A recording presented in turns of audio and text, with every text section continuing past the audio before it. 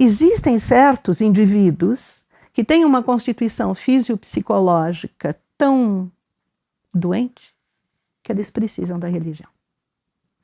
É aí que ele justifica a existência.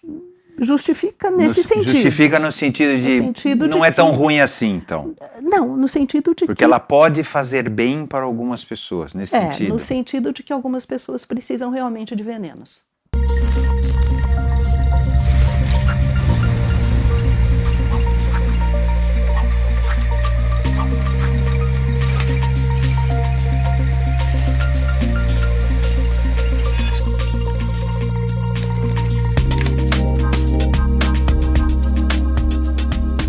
Oi pessoal, começa agora mais um Quem Somos Nós, o programa para quem tem prazer em conhecer. Você pode ouvir todas as conversas sobre a natureza humana desses últimos 3 anos no Território Eldorado, no Casa do Saber, no quemsomosnós.com.br ou ainda no podcast. A partir dessa série, você pode também assistir o Quem Somos Nós em vídeo. Nós vamos conversar com grandes pensadores como Foucault, Freud, Shakespeare e muitos outros, incorporados pelos maiores especialistas brasileiros em cada um deles, como Oswaldo Giacoia, Clóvis de Barros Filho, Luiz Felipe Pondé e por aí vai. Aqui, com a gente, Nietzsche, na pele da professora Scarlett Marton.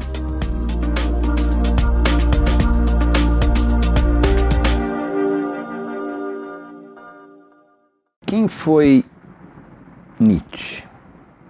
Nietzsche foi um filósofo da suspeita. O que quer dizer isso? Antes de mais nada, porque ele nos convida a colocar sob suspeita, a suspeitar, portanto, das nossas crenças, dos nossos preconceitos, das nossas convicções, de tudo aquilo em que a gente acredita. Mas ele suspeitava da gente também, ou seja, da natureza humana? Ah, sem sombra de dúvida. Ele suspeitava da natureza humana e ele suspeitava dele mesmo, inclusive.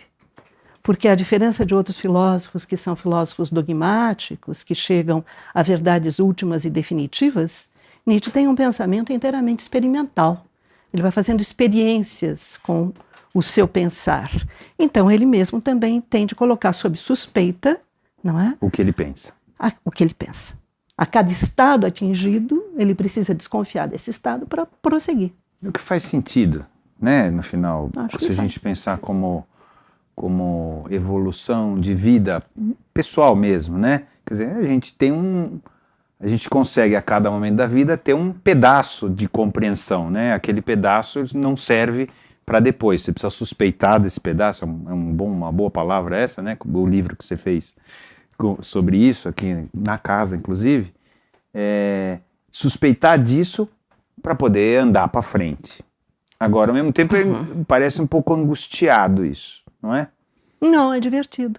É? Ele via como divertido, você acha, ou ele via como angustiado? Eu tenho a impressão de que as coisas elas vêm juntas de uma certa maneira. Nós é que temos o hábito de separar sim e não, verdadeiro e falso, certo e errado, prazeroso, desprazeroso, etc. Tenho a impressão de que Nietzsche propõe uma outra maneira de pensar em que não existem tantos dualismos. Na verdade, não existe nenhum dualismo, porque um é também o outro, de alguma maneira. Quer dizer, então pode ser divertido e angustiante ao mesmo tempo, na verdade. É divertido na medida em que nos faz pensar em ir além, e de alguma maneira pode ser angustiante na medida em que nós temos de abandonar uma posição já conquistada. O que também é verdade. Agora, vamos lá. Então, assim, a base do raciocínio do Nietzsche, eu sei que a gente vai simplificar isso, porque são muitos anos de estudo para chegar aonde você está, mas assim, a base do raciocínio dele é o que interessa é a vida, mais ou menos assim, não é isso? Assim, eu estou resumindo de um jeito muito grande, mas assim, a vida é o que interessa. É exatamente isso. E todo o resto é bobagem. Pois é, agora nós precisamos nos entender sobre o que significa a vida. Vida. Do ponto de vista dele, o que é viver? Pois é. Viver é sempre um processo. Não há nada de estável. Nós podemos pensar até num outro filósofo da antiguidade, Heráclito, Não se pode banhar 2 vezes nas águas do mesmo rio, não é? Porque tudo é movimento. O budismo é assim também, não é? Um pouco? Eu tenho a impressão de que a ideia de impermanência que nós encontramos no budismo pode ser, sem dúvida, aproximada de algumas concepções em Nietzsche. Mesmo porque Nietzsche tinha amigos que estudaram budismo, ele mesmo leu a respeito, etc. Né? Era alguém que conhecia o budismo e estava em foco no século XIX. Não o próprio Schopenhauer estudou bastante. Passou por aí também. São caminhos que eram caminhos trilhados, digamos, de uma maneira bastante comum no século XIX. E por Nietzsche em particular, porque Nietzsche ele foi filólogo de formação, ou seja, o que ele aprendeu, o que ele estudou, o que ele estudou na universidade? Ele estudou a filologia clássica, ou seja, vamos restabelecer os textos dos antigos gregos. Que havia se perdido lá atrás e que depois os árabes recuperaram, Sim, não é isso? E os alemães fizeram algo extraordinário no século XIX nessa direção. Inclusive os textos dos pré-socráticos, dos filósofos lá do século VII, VI antes de Cristo, na antiga Grécia, esses textos que nós estudamos ainda hoje foram organizados pelos alemães do XIX. Então Nietzsche estava aí dominando uma disciplina, não é? Que era uma disciplina em pleno essor, em pleno sucesso. Naquele momento era muito forte. Então ele tinha amigos, inclusive, que eram orientalistas. Ele estudou os gregos, mas um amigo muito próximo, Paul Deussen, por exemplo, estudou textos em sânscrito. De sorte que ele tinha conhecimento do budismo. Então, vida para ele era? Vida, voltemos à vida. A vida antes de mais nada, não é nada estático, não podemos pensar desse ponto de vista, a vida como alguma coisa que a gente tem. Não é bem assim. A vida é puro movimento, nós passamos de um estado ao outro permanentemente, e a vida é luta. Isso é interessante, porque não é uma luta externa. Não é a luta entre eu e as pessoas que me cercam, é a luta interna. É a luta entre as minhas células, entre os meus tecidos, entre os meus órgãos. É a luta entre os meus impulsos, não é? Vamos falar em impulsos. Mas tem um objetivo essa luta? Não tem. Não tem. É porque é. Ou seja, porque eu tenho desejos, posso usar essa palavra? Afetos? Não. Tenho energia, sei lá. Energia, força. Força, energia, impulso. Que disputam dentro de mim, que em algum momento tem um vetor para cá, uma resultante para cá, outra hora resultante para cá, é mais ou menos isso. Perfeitamente. Isso seria viver. Isso é viver. Sem controle. Ele acha que a gente tem algum controle sobre isso? Não. Nenhum? Não. Ou seja... Não. Na verdade... A razão não existe. A razão é um desses impulsos. E que não é maior do que os outros. Não. Tem uma força equivalente, vamos dizer assim. Então, verdade, às vezes elas se sobrepõem, às vezes não, às vezes isso, às vezes aquilo. Perfeitamente. A razão é um desses impulsos. Na verdade, nós somos uma pluralidade, uma multiplicidade, nós não somos uma unidade. E se nós pensarmos no corpo físico inicialmente, nós vemos isso. Né? As nossas células, elas estão surgindo e desaparecendo permanentemente. Portanto, vida e morte estão muito associados. E nós voltamos àquilo que nós conversávamos de início. Não há uma separação tão distinta entre o que é agradável e o que é desagradável. As coisas se acham muito imbricadas. E nós somos seres muito plurais. E, na verdade, em relação a isso, eu me lembro daquele poema do Fernando Pessoa. Na verdade, não é do Fernando Pessoa, é do Ricardo Reis, um dos heterônimos do Fernando Pessoa. Um dos Fernandos Pessoa. Um deles. Vivem em mim inúmeros. É um tanto esta a ideia que nós temos em Nietzsche. Né? Então, num determinado momento, eu posso ter um impulso. O impulso ele é sempre fisiopsicológico, porque não temos a distinção entre aquilo que é físico e o que é psíquico. Não é? Não temos... A ciência hoje caminha um pouco por aí, né? Na medida em que o cérebro, de alguma maneira, nos antecede naquilo que a gente vai escolher, né? Ela passa por aí, ela esbarra nesse tipo de coisa. E mesmo quando a gente fala em doenças psicossomáticas, de alguma forma estamos trabalhando um tanto nessa direção. Eu não diria exatamente eu sei, segundo o que passa Nietzsche... perto. Passa perto, mas estamos pensando nessa direção, que não é essa separação tão evidente, enfim, entre o corpo físico E aqui e o ele psíquico. atribui essa quantidade de energias ou de impulsos da qual nós somos formados? Ou ele ignora essa questão? Assim, Não. Tá bom, a gente tem um monte de coisa se debatendo lá dentro, de vez em quando um ganha, de vez em quando outro ganha, e isso sou eu, tá certo? Ou somos nós. Sim, eu como nós, tá certo? Exato. Muito bem, mas por que eu sou assim? Ele passa por isso? Por que nós somos assim? Pois é, as tentativas de explicação que Nietzsche vai nos dar, elas estão muito ancoradas no momento em que ele viveu. Estão muito ancoradas no século XIX, estão muito ancoradas, enfim, nas leituras que ele fez e nas tendências, nas correntes de pensamento da época. E está datado, você acha? Isso significa que está datado? Eu tenho a impressão de que depende do ângulo, depende da perspectiva, não é, com que nós enfocamos a questão. Eu penso que existe no pensamento nietzschiano uma tal força, eu diria até força vital, porque não, já que estamos falando de vida, não é? Uma tal força vital que transcende o século XIX. Eu diria que em Nietzsche há aspectos que são realmente datados e, no limite, até rebarbativos, quando Nietzsche está flertando com as leituras científicas que ele faz. Enfim, ele leu muito, enfim, biologia da época, física, astronomia, já etc. andamos bastante, né? de lá E aí pra já cá, caminhamos. Então, quando vamos por essa via, é até um tanto rebarbativo. Isso nos auxilia a compreender talvez um pouco melhor o que ele pensava, mas talvez não nos auxilie a nos compreendermos. Tá. Sem dúvida. E existe um outro aspecto. Então, há essa perspectiva, que é uma perspectiva datada, e há uma perspectiva na filosofia nietzschiana que eu diria que é, para utilizar um termo de que ele se serve com muita frequência, que é uma perspectiva extemporânea.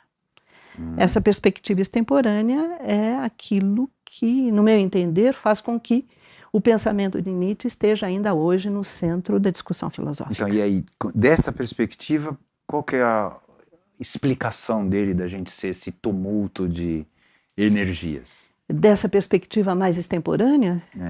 Bom, antes de mais nada, eu tenho a impressão de que há o que nós dizíamos há pouco, não é? Há um aspecto importante que vale a pena ainda uma vez ressaltar, que é a questão do processo, do movimento, do vir a ser, sem ponto de chegada, etc. Há um outro ponto que me parece interessante também, é a ideia de que nós somos parte do mundo. Isso não significa unicamente que nós fazemos parte do mundo, mas que nós somos o mundo. Nós somos o Também. mundo. Também. Na verdade, não existe separação entre natureza e cultura, homem e mundo, e daí por diante. Assim como não há separação dentro do próprio homem entre razão e paixões. Há pouco nós conversávamos. O que é a razão? É uma paixão. É um afeto. É um impulso. Uma dentre outras. Né?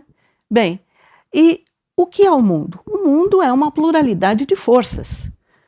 Eu estou trazendo aqui o termo força, mas são as forças que também constituem o ser humano. No caso do ser humano, nós podemos dizer impulsos, mas, bom, podemos usar forças, não é? Funciona. É uma questão aí apenas de terminologia, né? Enfim. Se usa para o homem impulsos, para o mundo forças. Ele usa assim. Nietzsche usa dessa maneira. Bem, isso nos faz pensar na nossa situação aqui no mundo. E qual é a nossa situação no mundo? Bom, antes de mais nada, a partir do momento em que nós somos parte do mundo, qualquer gesto ou atitude que nós venhamos a fazer altera o todo. Podemos usar uma palavra. em voga. Nós estamos diante de um pensamento holístico. Porque qualquer, realmente, comportamento meu altera o conjunto. O universo. Altera o universo. Pensando, na verdade, que este universo não é um universo que nós conhecemos, que é um universo indefinido, indeterminado, etc., infinito. É uma concepção muito grega de mundo, como um todo finito e fechado. E daí faz sentido o holismo. Se eu mexo aqui, eu altero lá, eu altero tudo. A partir daí, dá para nós pensarmos um tanto o que significa a nossa situação hoje no mundo. Eu tenho a impressão de que a ecologia, todo o pensamento ecológico é que vai parecido surgir, com isso, claro. que vai surgir aí na década de 80, sobretudo, não é? Sustentabilidade, né? O conceito de sustentabilidade, que as coisas têm que ter um equilíbrio, que se você prejudica aqui, prejudica tudo, e etc. Esse é um raciocínio que está ficando cada vez mais claro. Sim, né? sim. Estamos todo mundo no mesmo barco. Estamos. Se a gente exatamente. não tomar cuidado, vamos afundar todo mundo junto, não é isso? É mais ou menos isso. Perfeitamente. Não é? Perfeitamente. Tem uma outra coisa, ele é conhecido pela frase de que Deus está morto, e ele é um cara que teve uma formação luterana, o pai dele era pastor, ele ia ser pastor, não é isso? Então, me conta um pouquinho esse processo, porque é meio pop essa história dele, assim, pop que eu digo, porque você tira, né, do contexto, fala, ele matou Deus e tal. Conta pra gente um pouquinho esse processo, primeiro interno dele, para onde ele chegou daí, um cara que ia ser pastor e mudou de lado, vamos dizer assim, tá certo? E também o que é o significado dessa morte de Deus. De Deus, perfeito.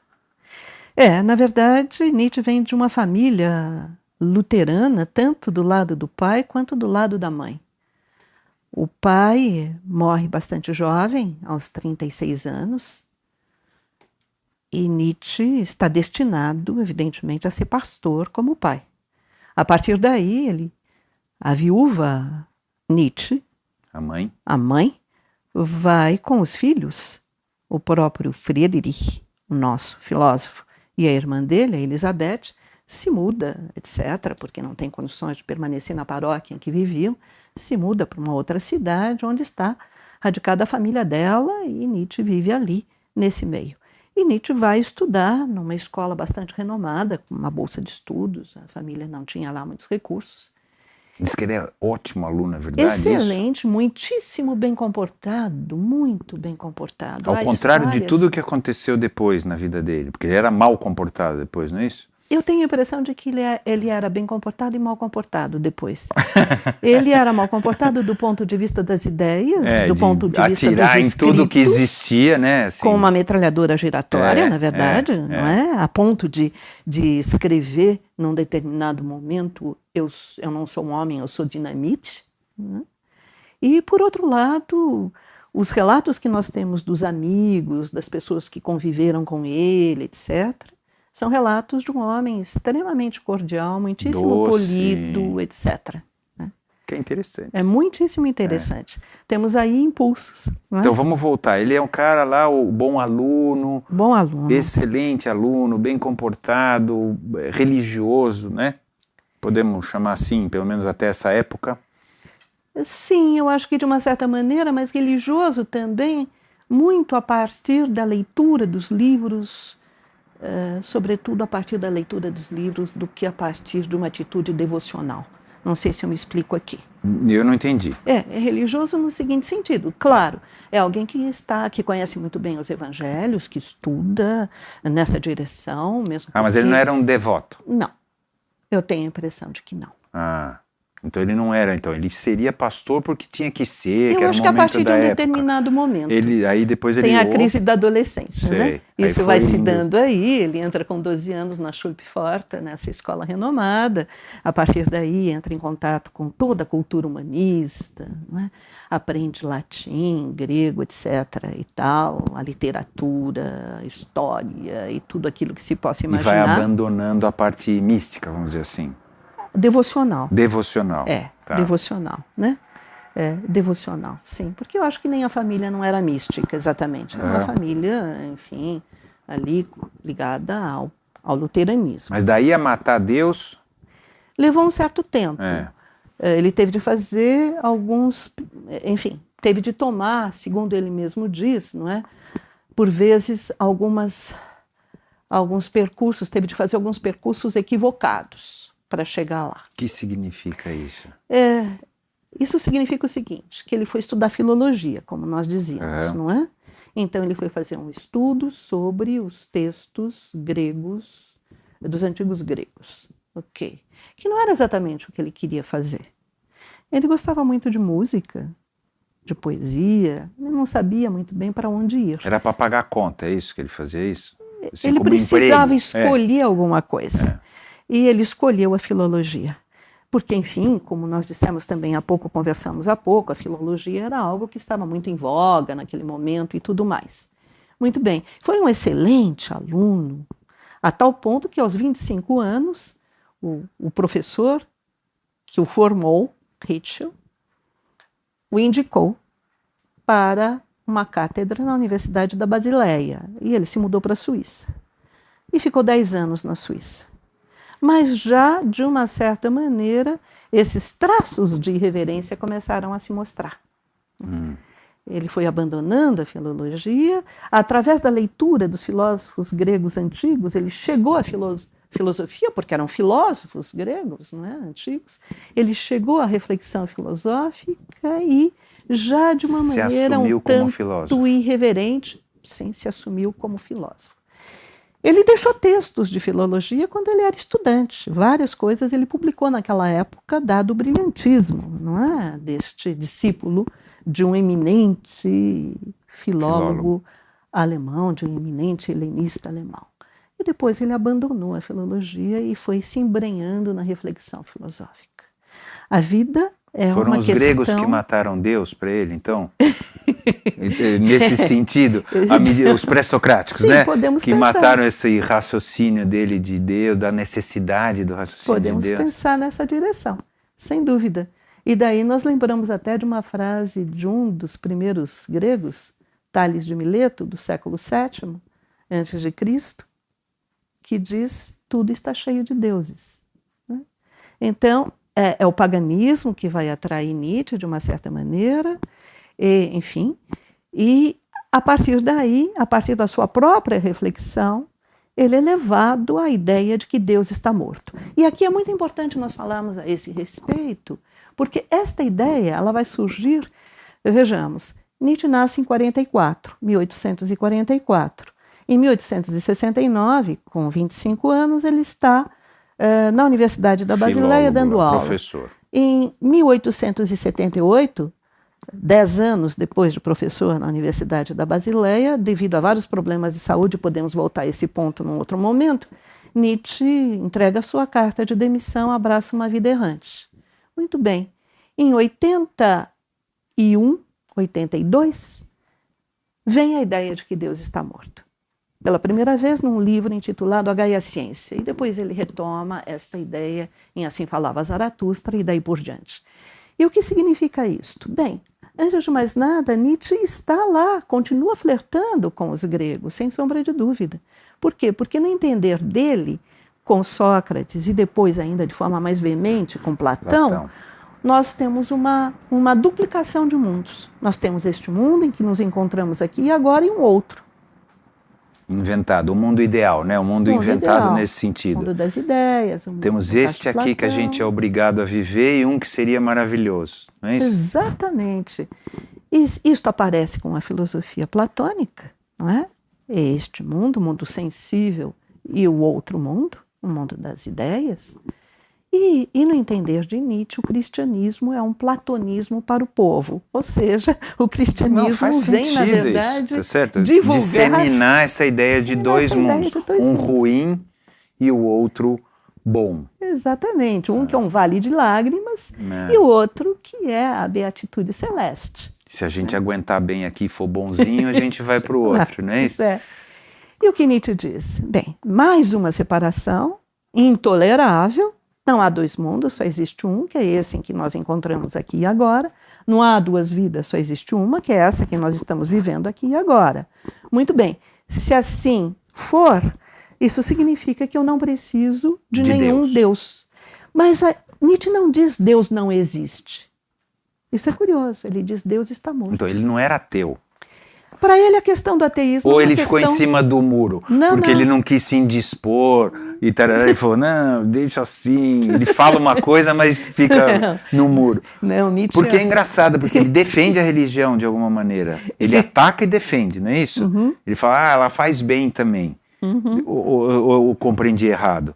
E eu não entendo essa posição muito bem. Você fala, Deus está morto...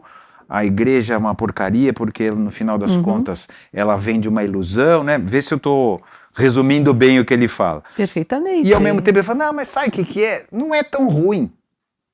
Como que ele consegue ficar no muro? Na minha opinião, vira um muro isso. Uhum. Então, eu tenho a impressão de que se nós tomarmos aí essa diferença entre Deus está morto e Deus não existe, nós chegamos talvez a essa questão.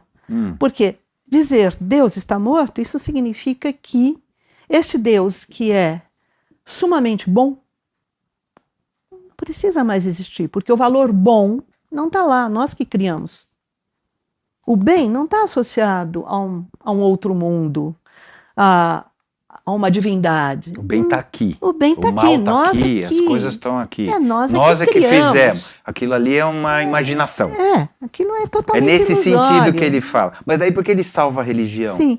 Então, e dizer, se ele dissesse Deus não existe, ele estaria, na verdade, professando ou adotando uma posição em favor do ateísmo.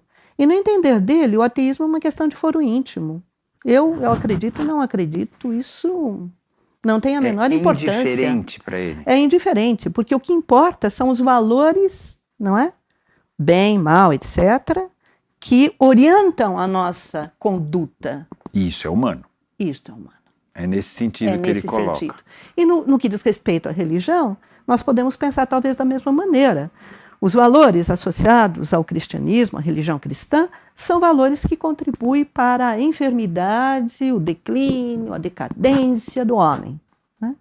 Agora, existem certos indivíduos que têm uma constituição fisiopsicológica tão doente que eles precisam da religião.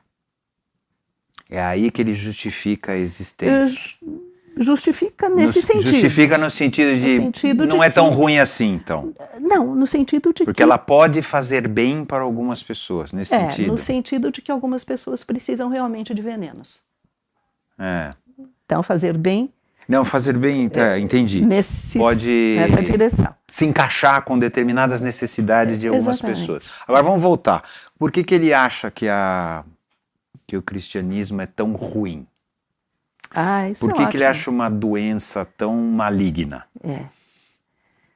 Isso é ótimo. É uma excelente porque é tudo contra, porque é tudo contra o que todo mundo, principalmente no Ocidente, né? O cristianismo é bom, a compaixão é boa, o amor é bom, Jesus ofereceu outra face, aquelas coisas todas, que é como a gente cresceu. A maioria de nós crescemos. Perfeitamente. E aí quando ele vem e bate de frente nisso, o que ele quer dizer com isso? Que é ruim a compaixão, que é ruim as coisas. É um negócio um pouco assustador. De uma certa maneira. Na verdade, eu tenho a impressão de que Nietzsche combate a hipocrisia e o cinismo. Nós poderíamos falar nesses termos. Né? Por quê? Porque quando o ser humano se vê como alguém altruísta, com ações desinteressadas, que procura praticar o amor ao próximo, ele está sendo hipócrita. Sempre? Sempre. Do ponto de vista dele, sempre isso é uma hipocrisia. De uma certa maneira, não existe em nenhum momento um interesse genuíno pelo outro. Não, esse interesse genuíno, digamos assim, pelo outro, nada mais é do que egoísmo. Em que sentido? Ele inverte completamente a polaridade como nós estamos vendo. O altruísmo nada mais é do que egoísmo. Por quê?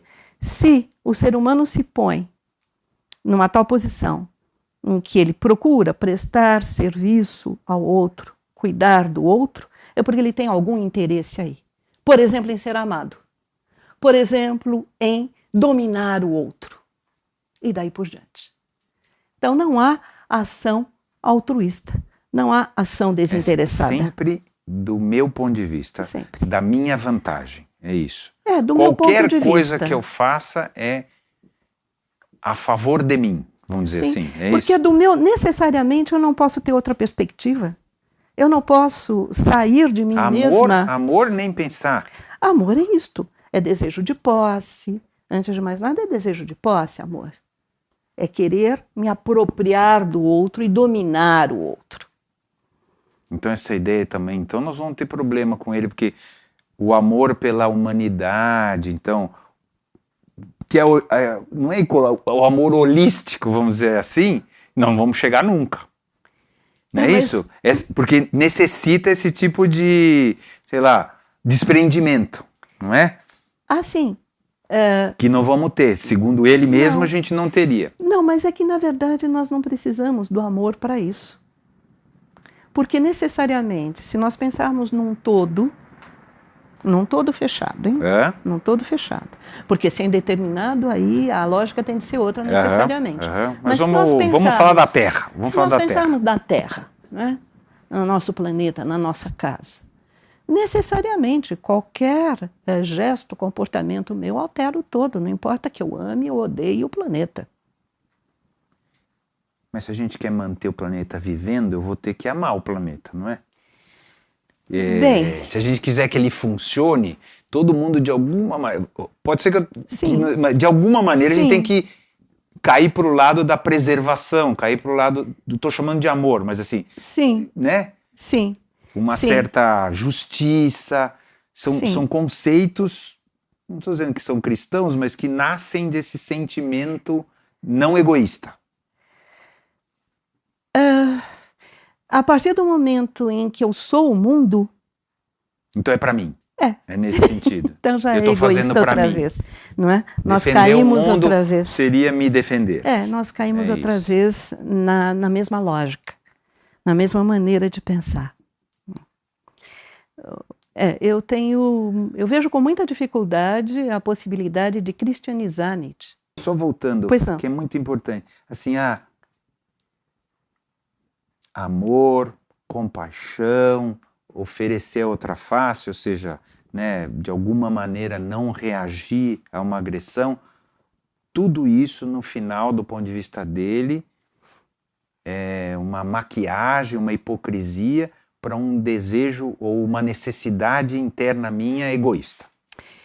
Mesmo porque o que acontece, que é muito, muito sério, é que o ser humano não se vê como ele é.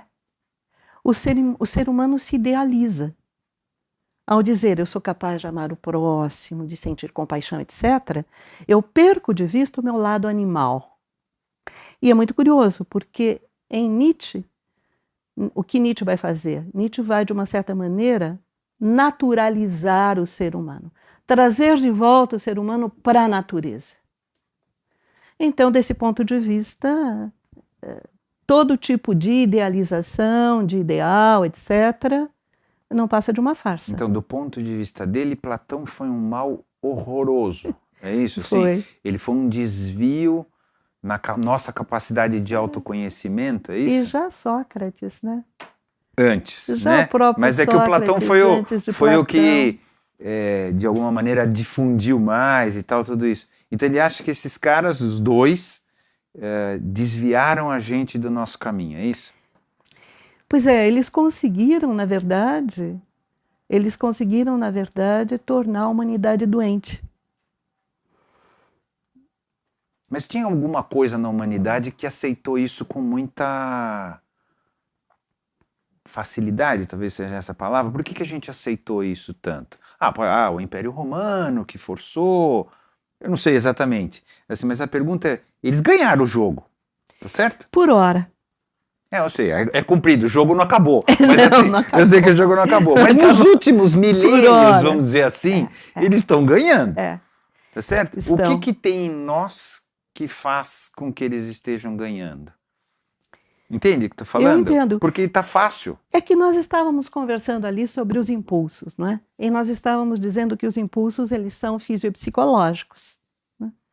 Então, na verdade, o ser humano, ele se alimenta de tudo aquilo que está ao seu redor. Então, eu me alimento não só da água que eu bebo aqui, nesse momento, mas eu me alimento também das ideias, dos comportamentos, etc. Claro. E isto, no fim das contas, passa a fazer parte da minha natureza. E isto eu lego como herança às gerações seguintes. Então, na verdade, a ideia da incorporação. Houve uma incorporação aí, não é? Enfim, martelou-se muito, certas ideias foram muito marteladas, etc., certos comportamentos. E Nietzsche trabalha muito bem em relação a tudo isso quando ele mostra a passagem da aristocracia guerreira na antiga Grécia para o domínio sacerdotal. Né? Porque os sacerdotes, eles, ao contrário dos aristóides, nobres guerreiros, eles são dissimulados. Eles agem de uma maneira subreptícia, insidiosa, etc. E os guerreiros não, seriam mais diretos, sim, mais... Sem dúvida. Porque os gregos, eles combatem entre iguais, né? E os sacerdotes não. Então, na verdade, o bom da aristocracia grega, o bom era o nobre, o feliz. E este bom vai se tornar o sofredor, o miserável, etc., né? Com a igreja. Com a igreja. Com a igreja.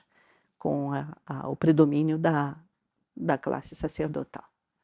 E bem, e tudo isso vai sendo incorporado. A ideia de incorporação ela é fundamental. Tudo isso vai sendo incorporado e tudo isso vai fazendo com que a humanidade vá se tornando cada vez mais enferma. E qual é o propósito de Nietzsche? É justamente ser o médico da civilização. Acordar as pessoas no sentido... Olha, estamos indo para o caminho errado. De uma certa forma. De uma certa Agora, ele forma. era perturbado, não é isso? Assim, as doenças dele chegou a ser uma doença mental no final. Assim, eu não sei o que eram as doenças antes, ou se ele já tinha crises mentais antes. Explica um pouquinho isso, porque no final é complicado uma pessoa que lá no final ficou maluco, né? Sei lá qual é a palavra que a gente usa para isso, mas é um cara que perdeu, né, a capacidade de se organizar mentalmente. Um dos impulsos dele ganhou e não foi a razão, tá certo? Não foi a anarquia. A anarquia dos impulsos. Porque quando os impulsos ainda estão organizados, eles estão organizados porque há um ou um grupo de impulsos que comanda e a partir daí estabelece uma determinada hierarquia que é sempre temporária. Depois é um outro grupo que comanda, quando etc. Quando se perde a hierarquia completamente, fica louco. Fica uma situação anárquica então, e a partir daí conta um pouquinho não tem isso. jeito. As doenças, ele fez ele largar a cátedra, não é isso? Que doenças? Já eram mentais, é isso? Então eu começo, se você me permitir, lá atrás. Claro. A morte do pai é algo um tanto... traumático. É traumático, depois ele perde um irmão mais novo também, mas a morte do pai não ficou suficientemente esclarecida, as causas da morte do pai. Não era caiu do cavalo, uma coisa Sim, meio mas parece que foi uma até. espécie de paralisia cerebral que aconteceu ali. Bem, mas isso lá atrás, não é? Nietzsche era muito menino, era menino, totalmente menino, nesse momento. Totalmente menino, que ser enfática. Na verdade, ele era realmente menino, era um menino nessa época. Muito bem.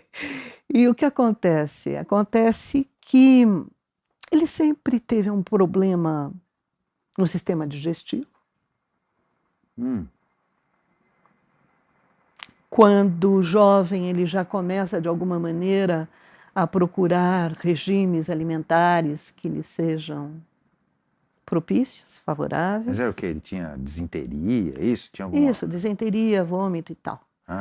Isso, na verdade, começa quando ele vai para a guerra. Quando ele assume a cátedra na Universidade da Basileia, Nietzsche é obrigado a abrir mão da nacionalidade prussiana. E então, virou suíço. Ele não pode ir para a guerra franco-prussiana. Porque ele não era mais... Mas ele vai como enfermeiro. Ele se alista como enfermeiro. Fica pouquíssimo tempo. Pouquíssimo tempo. E contrai difteria, contrai uma série de doenças ali, não é? Que eu acho que deixam, de alguma maneira, sequelas. Alguns sintomas começam a se agravar. A perda da visão, vômitos e náuseas, enxaquecas, etc. Ele entrega a carta de demissão, como nós dissemos, em 1878, está com 33 anos aí. E em 79 é o ano em que ele atinge o ponto mais baixo da sua vitalidade. 180 dias fechado num quarto, com as cortinas fechadas, porque não suporta a luz. É uma situação difícil. Essas crises Nietzsche tem com muita frequência. Adota uma vida errante, e ao adotar Como essa ele se vida errante... sustentava? Isso é uma coisa que me deixa... Ele não era rico, tá certo? Chego lá. Vamos tratar da doença até o fim e eu volto? Claro. Tá. Então, adota uma vida errante e sempre à procura do melhor clima. Ele chega a escrever que ele acha, enfim, chega a escrever que as condições meteorológicas alteram o metabolismo. E assim vai. Falávamos da incorporação, num dos seus últimos livros, que é o Esse Homo, de 88, que é uma espécie de autobiografia pelo avesso, ele subverte completamente o gênero autobiográfico. Nietzsche vai falar das suas, entre aspas, escolhas quanto ao regime alimentar, quanto ao clima e o lugar, e quanto aos seus momentos de lazer. Então, da mesma maneira que ele prescreve, por exemplo, não tomar café, ele prescreve para si mesmo jamais abrir um livro pela manhã. E daí vai nessa direção. No final de 88, finzinho de 88, 1888, primeiros dias de janeiro de 1889, Nietzsche está em Turim, uma cidade que ele aprecia muito, e nesse momento ele começa a enviar certos cartões postais para amigos. E amigos começam a ficar realmente preocupados com a situação. Conteúdo do cartão. Com o conteúdo, porque ele assina das mais diferentes maneiras, Nietzsche, César, o Anticristo, Dioniso, etc. Não é? Ele se diz ser todos os nomes da história, mas isso bem no final do mês de dezembro de 1888 e nos primeiros dias de janeiro de 1889. Um dos amigos mais próximos, o Franz Overbeck, amigo desde a época em que ambos foram professores juntos na Universidade da Basileia, sai da Suíça, vai até Turim e encontra Nietzsche totalmente fora de si, com lampejos de lucidez. Há um momento em que Franz Overbeck relata que acredita que Nietzsche o havia reconhecido, Nietzsche cai em prantos, toca o piano de uma maneira com muita veemência, muito ardor, cai em prostração, etc. Depressão? E bem, perdão? Ele estava em depressão, se a gente olhasse de hoje, assim? Não. Não. São 3 as explicações possíveis do enlouquecimento de Nietzsche. A partir daí tudo acaba, não é? Overbeck leva Nietzsche para Basileia, ele é internado numa clínica. E não produz mais nada, né? Nada. Internado numa clínica na Basileia, a mãe vem buscá-lo, leva para uma outra clínica em Iena. Um pouco triste esse final, né? É muito triste, muito triste. Enfim, depois a irmã chega e se apropria de Nietzsche e de tudo aquilo que ele escreveu. No mau sentido, e deturpa completamente a sua maneira de pensar. Parece que ela de alguma maneira encaminhou isso para um outro lado daquilo que ele pensava, por algum interesse. Falsificou textos e fez barbaridades. E Nietzsche morre de pneumonia em 25 de agosto de 1900. Bem, então, 3 explicações possíveis para a doença mental. Existem aqueles que dizem que é uma doença hereditária, uma paralisia cerebral progressiva que vem do pai. E existem aqueles que dizem que não, que ela se deve a fatores externos. E aí as opiniões bifurcam. Há os que julgam que Nietzsche teria contraído sífilis em 1865, quando ele era muito jovem, 21 Que anos, não era num incomum. bordel. Não era incomum na Então época. se deve a uma doença venérea. E há aqueles que julgam que a doença mental advém da ingestão de psicotrópicos, como chamaríamos hoje. Droga. De droga. E ele ingeria? Sim, muito haxixe e também drogas que nós não conhecemos. Cito duas. E desafio se você é engraçado. Desafio se você conhece. Cito duas. Uma delas é um tal de calmante javanês, que era trazido de Java através de do Paraguai. Não, de Amsterdã. De Amsterdã, entrava na Europa por Amsterdã, etc. E, além disso, uma droga mesmo, a droga no sentido de fármaco, o cloral. Né? Assim como Nietzsche procurou ele era viciado, todos os ou era regimes. como experiência? Era uma tentativa de ajeitar a sua saúde. Né? Este indivíduo sofreu muitíssimo. Sofreu muito mesmo. Então, assim como ele procurava a dieta, o lugar, o clima... Ele foi procurando coisas que pudessem, de alguma maneira, aliviar né? a questão física dele. Exatamente. Entendendo sempre, isso é verdade. Entendendo, isso é verdade porque, enfim, está registrado em várias cartas que ele enviou aos amigos, entendendo sempre que físico e psíquico são a mesma coisa. Então, também procurando, de alguma maneira, cuidar, não é, dos próprios pensamentos, da reflexão, das leituras, do lazer, da música que ouvia e tudo mais. Bem, então, em relação à enfermidade, é isso. É claro que houve quem tenha se aproveitado para dizer que há textos de Nietzsche que foram escritos já sob o signo da loucura. Há quem diga isso.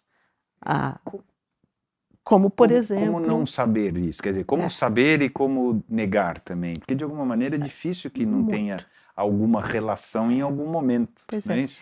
Agora, por outro lado, um texto como esse, a que eu me referia, Esse Homo, essa espécie de autobiografia, que na verdade é uma subversão da autobiografia, quando você lê o livro, você se pergunta realmente, os capítulos, por que cito os títulos dos capítulos do livro?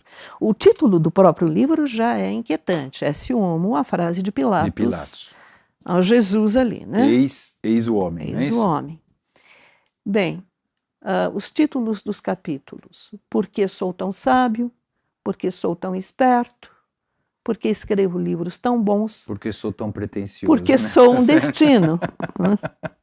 Por outro lado, se você adota uma outra perspectiva, e aí é o fazer contato, corpo a corpo, com o texto filosófico, tudo isso faz muito sentido.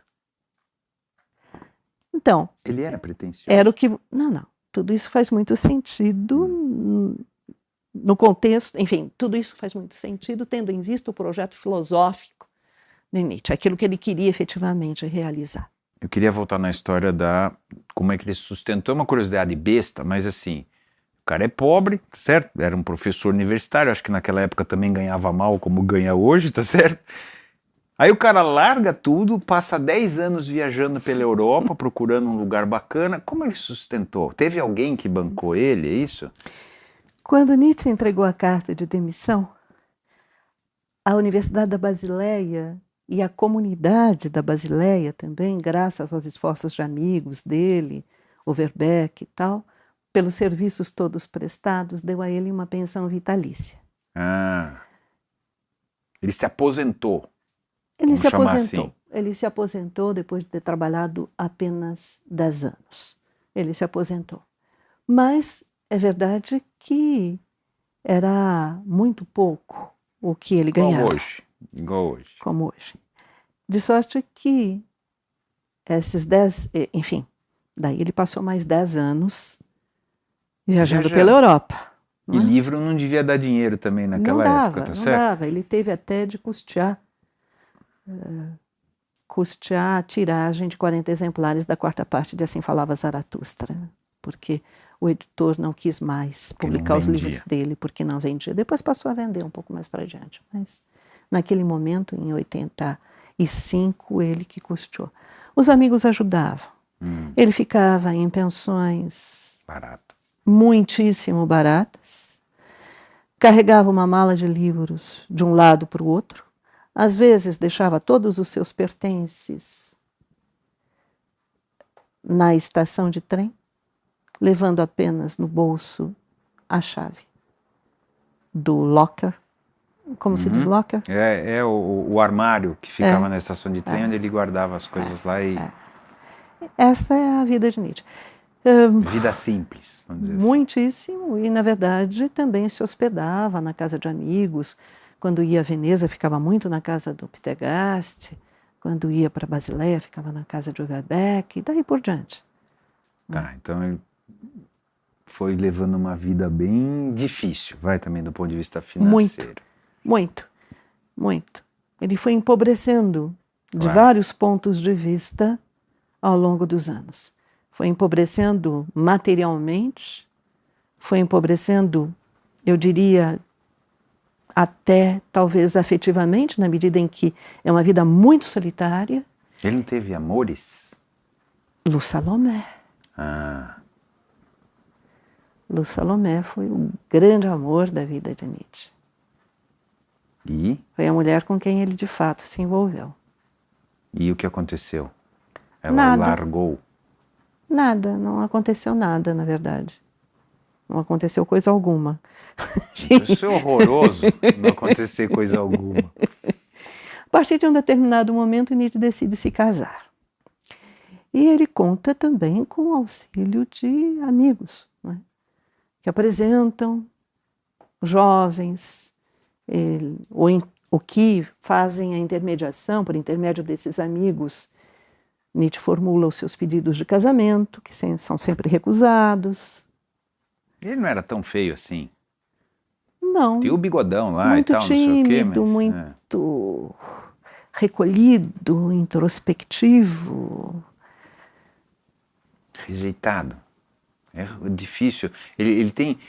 O olhar dele é o olhar de um cara sofrido, rejeitado, é isso? Gauche, vamos chamar assim, né?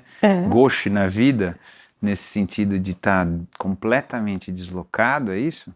Muito deslocado, me parece. Mas, em relação às mulheres, Nietzsche coloca nos textos dele, na correspondência, toda uma tipologia, não é? E há aquelas mulheres maternas. Essas cuidaram muito bem de Nietzsche. A mãe e a irmã? Não. Não, sobretudo não. A mãe e a irmã, não. Essas não. Essas foram o grande desafeto de Nietzsche. Nietzsche tem isto vale a pena, talvez de forma mais rápida, mas eu acho que vale a pena porque é bastante jocoso. Um dos pensamentos mais importantes na filosofia nietzschiana é a doutrina do eterno retorno do mesmo. É a ideia que esta situação que estamos vivendo aqui e agora já ocorreu um número infinito de vezes e voltará a ocorrer um número infinito de vezes. De um ponto de vista imaginário, ou ele acha... Do ponto de vista cósmico. O que quer dizer isso? Que o mundo, na verdade, o mundo não tem um estado final. Nós temos no mundo uma repetição infinita de estados.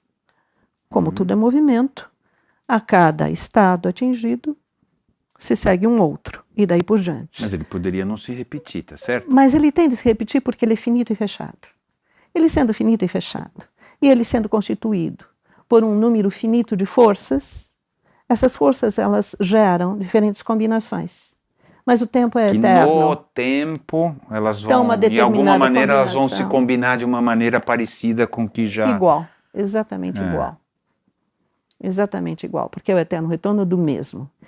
E num dos seus últimos livros, Nietzsche vai escrever o seguinte: a maior objeção que eu encontro em relação à minha doutrina do eterno retorno do mesmo é a existência da minha mãe e da minha irmã. Porque o que ele quer dizer com isso? Ele teria de suportar A um mãe número e a irmã infinito várias de vezes. Nossa Senhora. Mas ele era misógino no sentido de mulheres não?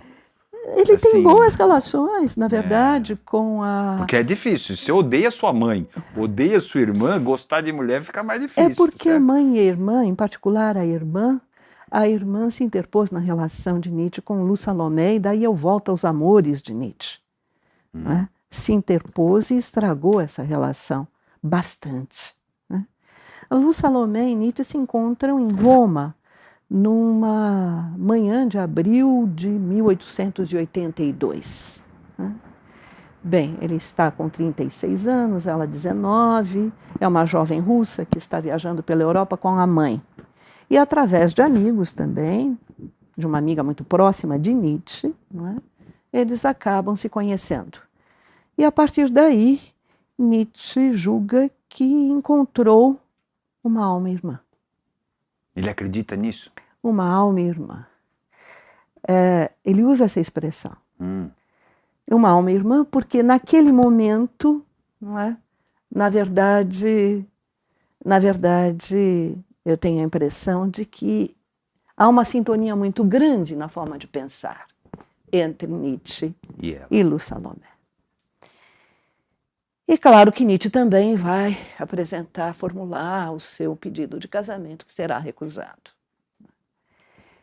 E a irmã de Nietzsche, que sempre procurou se dar bem, digamos assim, graças aos contatos que Nietzsche tinha, né, a começar pelo meio artístico, quando ele frequentou Wagner, depois ele rompeu com Wagner, né, não se entende muito bem com esta pessoa, Lu Salomé, a quem ela chama de jovem russa, quer expulsar a jovem russa da Alemanha, e coisas que tais. Né? E a partir daí, Nietzsche rompe com a família. E vai romper e retomar várias vezes. Esse é apenas um ponto. Há um outro ponto. A irmã, que é 4 anos mais nova que Nietzsche, acaba por se casar, já solteirona, com um antissemita notório, o Dr. Bernhard Förster. E Nietzsche que não combina com o raciocínio de Nietzsche. Com Nietzsche, que não tem nada a ver com o antissemitismo. Né? Nada a ver. Enfim, então são fatos, que vão separando ele da episódios família. Que separam da família. Mas sabe que ficou tudo... Se a gente vai pensando na vida do cara, vai falar, meu Deus, que vida horrorosa. Difícil. Que vida horrorosa, doença, perdeu o pai cedo, aí cheio de doença, cheio de dificuldade, não conseguiu se ter uma relação amorosa direito, a mãe e a irmã passam a perna nele. Você fala, caramba! Caramba! Quer dizer, ele... até o fim. A não ser que eu esteja errado, assim, eu não vejo ele como um cara que odeia a vida. Não. Mas deveria. Então, eu acho que se eu tivesse no lugar dele, eu ia falar, porra, isso aqui é um horror. Tá certo? Assim, eu não entendo como ele achou esse espacinho, sabe? Para não odiar a vida. É extraordinário quando nós pensamos que ele chega à noção de amor fati, eu gostaria de trazer uma palavra a esse respeito, justamente durante esse ano, por volta dessa época de 1879, quando ele atinge o ponto mais baixo da sua vitalidade. E a ideia de amor fati, de forma bastante resumida, é a seguinte: é amor ao destino, mas esse destino não é algo que me transcende, que vem de fora, de algum lugar, não é, algo não que já é um tá desígnio escrito. divino, não é? Esse destino, na verdade... é o que acontece. É o que acontece. Né?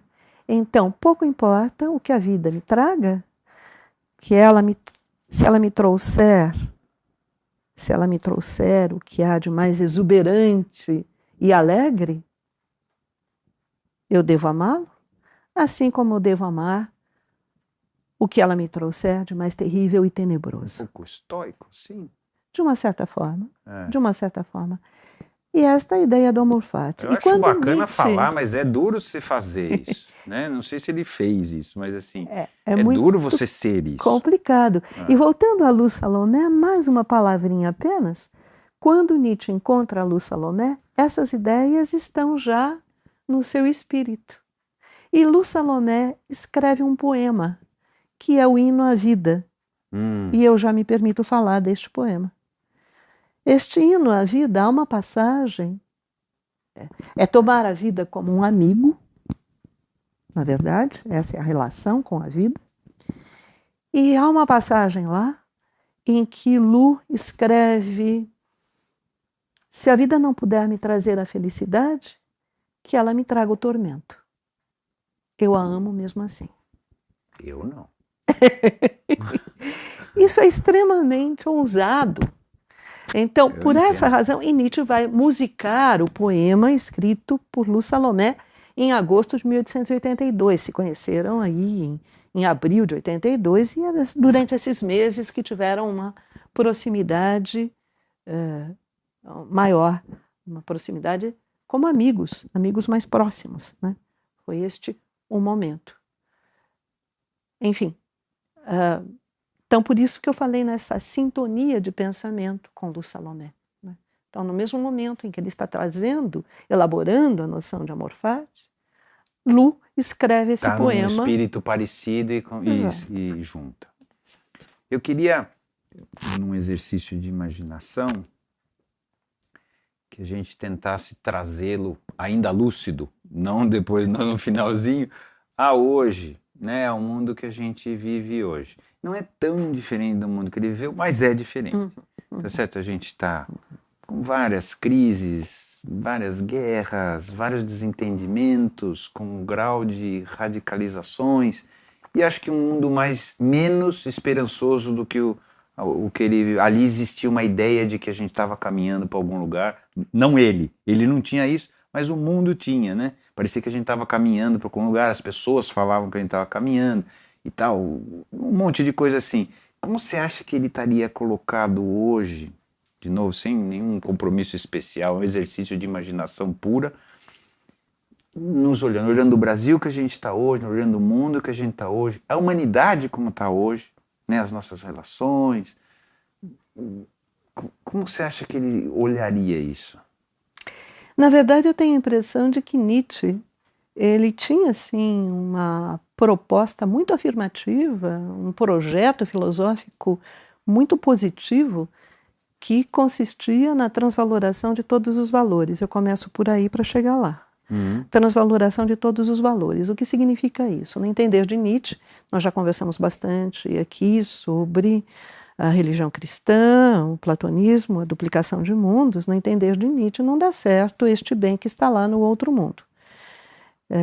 Não dá certo pensar na Terra como um vale de lágrimas e pensar, na verdade, que a vida eterna, aí sim eu terei a bem-aventurança. Não é? Então, Nietzsche entende que para que a humanidade seja posta nos devidos trilhos e saia deste estado enorme de enfermidade em que ela se encontra, é necessário que o ser humano crie outros valores. Abandone aqueles, abandone aquela visão de mundo. A ilusão. E crie, abandone a ilusão e venha para a realidade, digamos assim. E crie outros valores, valores que estejam em consonância com a vida, com a terra, natureza, com o corpo, com a vida e com a terra. Então, não vamos mais partir para nenhum tipo de idealização. A partir desses animais, dessa espécie animal que somos, nós vamos agir, não é? Procurar valores que se coadunem com a nossa situação, com a nossa condição humana, sem dourar a pílula. Muito bem, era o que Nietzsche pretendia. E com isso, ele acreditava que o ser humano deixaria de ser um ser doente, enfermo, e poderia sim expandir, poderia sim florescer, poderia sim ir para um momento muito afirmativo da própria vida. Ele achava que a gente poderia, ele se colocava como médico, então ele achava que nós poderíamos nos curar. Sim. Poderíamos. E aí chegaríamos no paraíso. Que é aqui e agora. Não, eu sei, entendi, mas de alguma maneira é um olhar de paraíso, não é isso? Que é aqui eu me agora, curo e chego nesse paraíso. Que é aqui e agora. É. Que é o aqui e agora. Mas não deu certo, porque a gente não se curou, pelo Não. jeito. Não deu certo. É. O caldo entornou. E eu tenho a impressão de que Nietzsche, como um bom médico da civilização ocidental, ele faria hoje um diagnóstico bastante perspicaz da condição humana. Ou seja, na verdade, a decadência, ele gosta do termo em francês, mas enfim, a decadência, o declínio do ser humano teria caminhado a passos largos. O ser humano teria caminhado a passos largos para o seu próprio declínio. Para o seu próprio declínio. Por quê? E aqui eu gostaria de trazer uma ideia que, no meu entender, é possível que faça sentido. Porque o ressentimento acabou se espraiando pela sociedade. Nietzsche faz o ressentimento, a análise que Nietzsche faz do ressentimento é uma das descobertas filosóficas mais importantes, no meu entender, dos 2 últimos séculos. E o que é o ressentimento? O ressentimento é aquela vingança imaginária do cristão. É porque eu não posso reagir ali, me colocar inteiro, frente a frente, com o outro, que eu então encontro um subterfúgio. Reprimo o meu ódio, vamos dizer assim. Exatamente. Exatamente. Ah. Reprimo a minha força. Faço com que a minha força se volte contra mim mesmo. E encontro, graças a uma vingança imaginária, um lugar lá em cima, onde eu vou ter uma posição eminente, etc, etc. E me vingo do outro depois. E me vingo dos outros depois. Esta é a noção nietzschiana e a análise que Nietzsche faz do ressentimento. Mas nós poderíamos talvez usar esse instrumento para pensar também a nossa sociedade. Não é? A partir daí, como Nietzsche pensaria a nossa sociedade? Na verdade, uma sociedade que é uma sociedade de consumo, nós sabemos disso, estamos todos nela, não é o caso de entrarmos por aí. Fora a Coreia do Norte. Não é? Pois é. Mas essa sociedade de consumo traz a ideia de uma igualdade que nos torna todos consumidores. Mas essa é uma igualdade unicamente formal. Porque, do ponto de vista material, não são todos que podem consumir tudo. As oportunidades não são iguais. As oportunidades não são iguais. Mas o ressentimento poderia ser usado não para pensar naqueles que não têm as oportunidades, mas para aqueles que têm as oportunidades. De que maneira? A partir do momento em que eu tenho condições, tenho um poder aquisitivo tal que me permite adquirir. Adquirir o quê? Sei lá, objetos de luxo. Eu não vou suportar de jeito nenhum que alguém que não tem essa condição venha adquirir os mesmos. Porque é o meu signo distintivo. É aquilo que me torna diferente. É quando o cara fala assim, o aeroporto virou rodoviária. Exato. Então tem de ficar lá na rodoviária. Não pode vir para o aeroporto. Pensando em termos aqui de comportamento. Não estou pensando em termos sociológicos. Nietzsche não é alguém que pensa em termos sociológicos. Ele jamais trabalharia com a ideia de classe social. Ele ignora ele ignora completamente. Não estamos pensando em termos sociológicos. Estamos pensando, dentro da lógica nietzschiana, não é? Em valores, em comportamentos, etc. Bem, por um lado. Agora, por outro lado, o que temos na nossa sociedade? Nós temos, na verdade, uma enorme homogeneização. Um enorme nivelamento. Homogeneização a partir do consumo. Somos todos iguais, somos todos consumidores. É uma sociedade que tem, na verdade, dificuldade com a diferença. Com o outro. vem se acentuando isso, não é? Acho que sim. Você falou de radicalismos, basta nós pensarmos nos fundamentalismos religiosos. É a dificuldade com o outro, saindo da sociedade brasileira e indo para algo mais amplo. No mundo está acontecendo isso, com o imigrante, né? Com o imigrante. Qualquer símbolo de outro. Exato. Né? Há uma intolerância a qualquer símbolo de outro. Isso parece, a sensação que dá é que vem crescendo essa intolerância. Então, na verdade, essa intolerância com o outro é a tentativa de suprimir a diferença. De suprimir a diferença. De suprimir a singularidade. Nietzsche não é o pensador dos universais. Ele não pensa em nada em termos de extrema generalidade, nada ou de que algo seja que nos para una. todos. De algo que nos una. Ele vai pensar na diferença, ele vai pensar na singularidade, ele vai pensar nos tipos, nos casos, etc. Ele estaria se enforcando agora, então. Assim, no sentido de ele falar, estaria escrevendo loucamente textos absolutamente combativos. Estaria. Acredito nisso. Se não tivesse morrido de desgosto. Para finalizar, a gente passou por isso de várias maneiras, mas assim, como Nietzsche nos definiria, nós humanos? Hoje, a nossa humana condição, hoje, não é? Somos animais de rebanho. Que horror. Que horror. Somos animais de rebanho, dada a massificação, a esse nivelamento, essa uniformização. Hoje o ser humano se converteu num animal de rebanho. Tá bom, maravilha. Maravilha.